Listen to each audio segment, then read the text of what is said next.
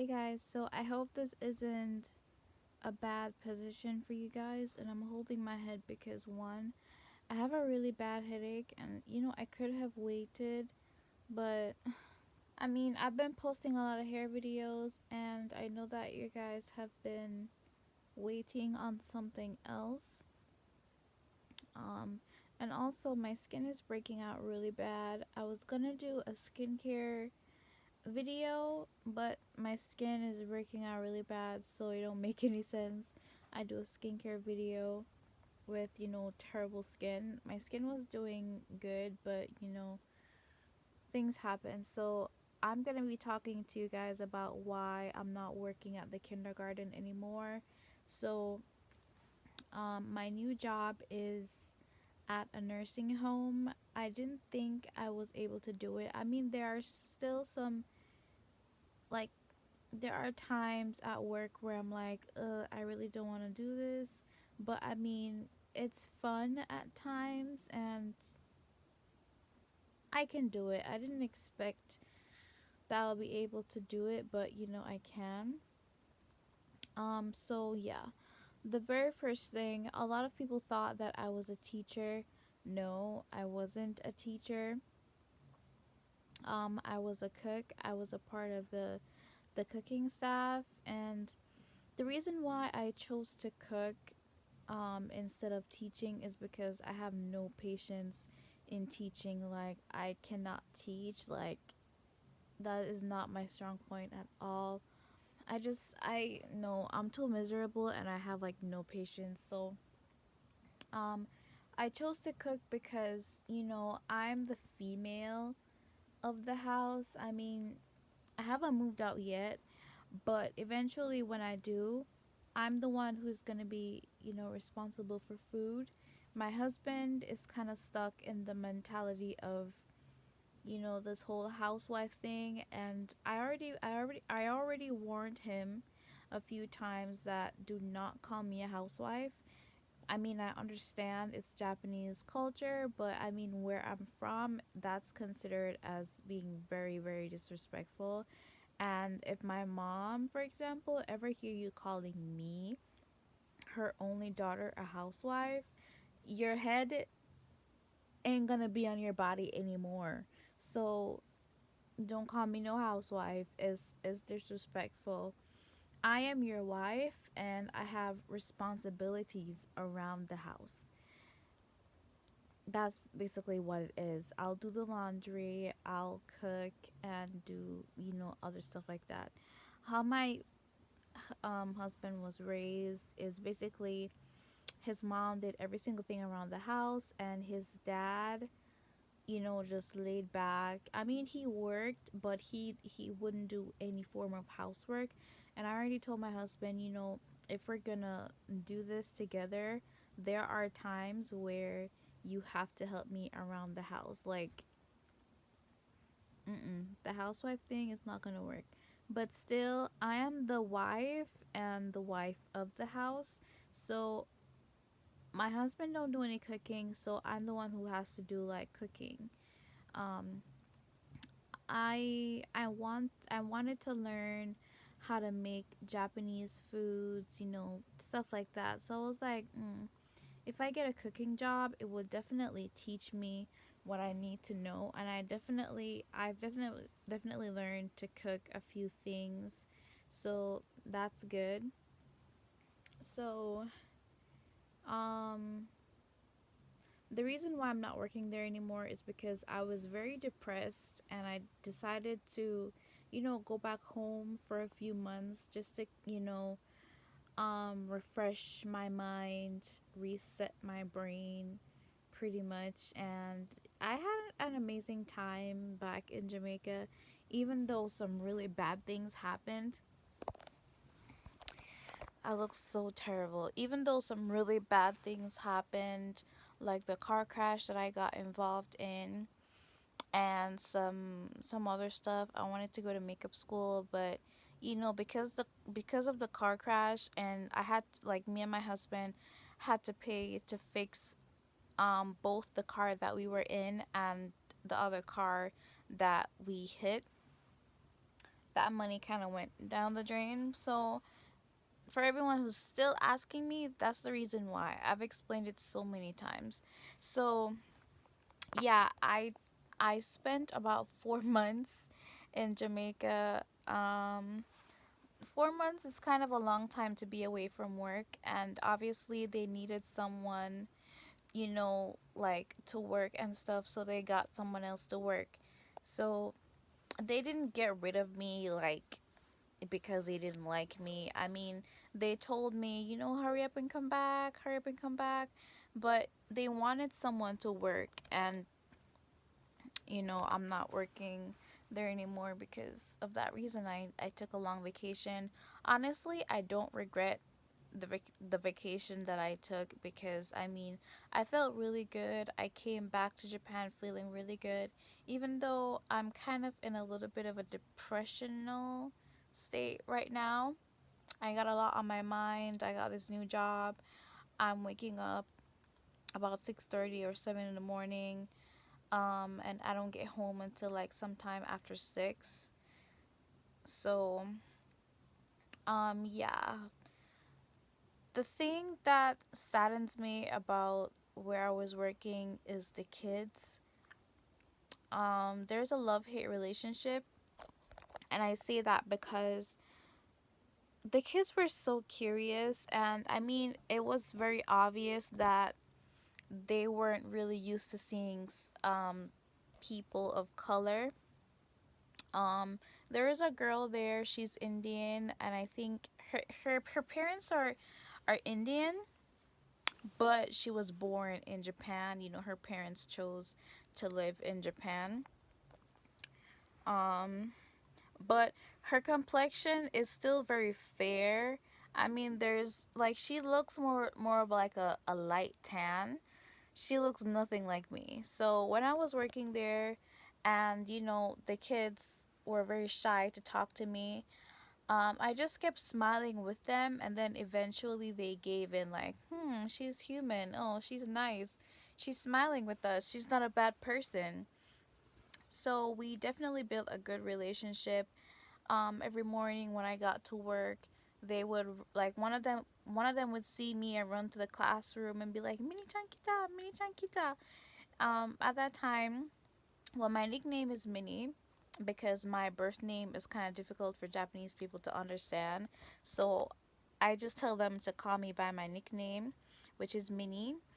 So every time one of those little kids see me, they would be like, Minnie Chankita. And they would like run and tell everybody else that I'm here. They're always saying hi to me. There are some kids who come up to me and like touch my like you can't see my hand, but like, okay, for example, they would touch my hand and like they would look at their hand like it's like they think that my color is gonna rub off on them. Maybe they think I have some form of lotion or something on me, or I'm just made of chocolate or something. I don't know. But they were amazing. They were always trying to ask me questions. They were just always trying to talk to me. But the thing that saddened me is when their parents would come to get them. My hand is getting tired. I'm sorry, y'all.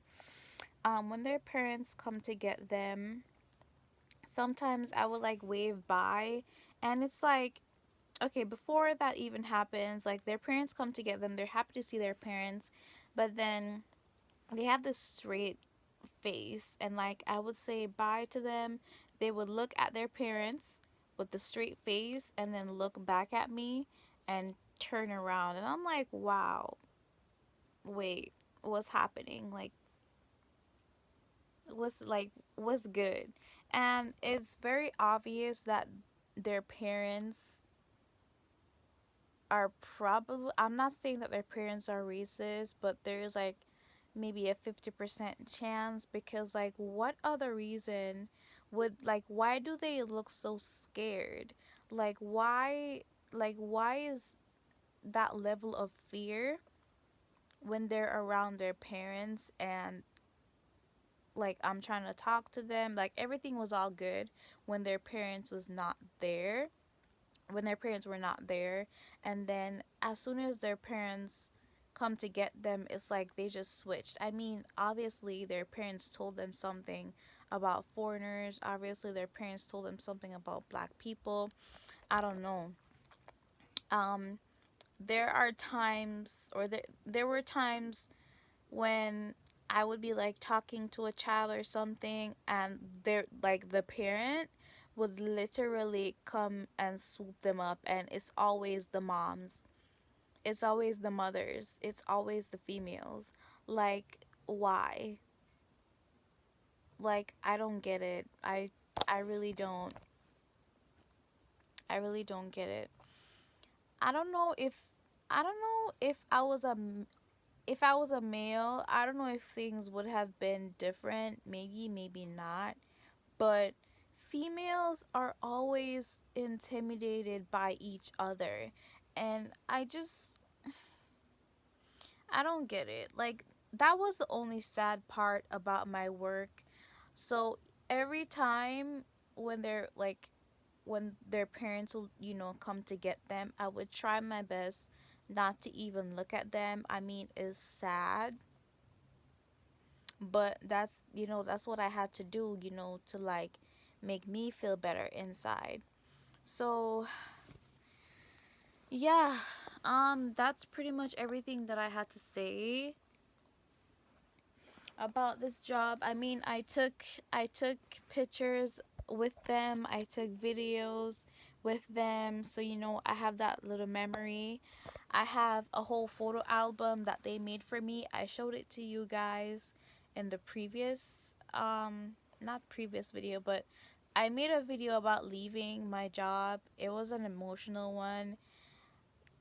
As you guys can see, they were super duper happy, and yeah. So, yeah, that's all I have to say. I'm sorry that I didn't do, my little nice setup and whatever, but I literally don't have any time. I have to get some sleep because I have a long day ahead of me. I'm not used to this. This is my first 9 to 5 job at 24 years old. I'm old. Like, what? Okay, I'm rambling. There are giveaways coming up. Yeah, there are more hair videos coming up, but I'm gonna try to be a little more. I'm gonna try to improve on my hair videos. They're not the best. But yeah, I'm gonna improve on my hair videos. I have giveaways coming up, and I also have some more interesting topics coming up. I'm gonna make a video on an update on my hair, because I texturize my hair with S-Curl, and my hair is looking a mess because I took it out because I'm having a headache and whatever. And as you can see, my skin is breaking out. Maybe it's the stress, I don't know. But yeah, so that was it for this video. I'll see y'all next time. Bye. Mwah. So this is the photo album that I got from my work, and this is Daisuki, which basically means love. So this is my name, Minnie, and you have to put Chan after the female's name, so they would call me Minnie-chan. Arigato means thank you, and this is basically I went on a trip, I think it was Kyoto, with the whole staff. It was amazing. This is everybody, I think. This is the name of the school. I'm not gonna show you the name of the school. So these kids are age 0. This is me with them, and this is what I would wear in the kitchen. It's cooking staff, so you have to wear white. I was so fat, y'all. Oh my god. These kids are 1 year old. She was my favorite. There's another one. Oh, this is a little Indian girl. Oh my gosh. There is another one who's my favorite. this one. He's amazing. They are 2 years old, 3 years old. We would wear pink and white for our uniform, which was very cute, by the way. 4 years old, 5 years old, and that's all of them pretty much. So this is the staff that I went out with. Um, ugh, oh my gosh, I feel so good. Like I can't put it into words, but I feel so happy to look at these. Obviously, I was having so much fun. We were having so much fun. She's amazing. She was like my best friend there, and yeah. Aww. My skin was so clear. I love this picture. And this is obviously the other staff. I'm not really gonna show them much, but that's it pretty much. So, oh my gosh, I'm looking like a freaking mess. But I'm pretty much tearing up because one of the best feelings that I've ever had being here is having a positive influence or positive impact on someone's life. And I know for a fact that I definitely left a positive impact in this kid's life. Um, Basically, I left my job for such a long time. I left for 4 months. Plus, um, I haven't really been anywhere for about a month. And, I was at immigration and I saw one of the little kids. I saw the little Indian girl, and I was like, "Oh, that's a girl that's at the kindergarten that I used to work at." And I was like, I wonder if she remembers me. She probably don't. And all I did was just look at her and smile. And she gave me one of the biggest smiles I've ever seen. And like, it's just uh you don't, oh my gosh, you just don't understand. Like, she obviously remembers me.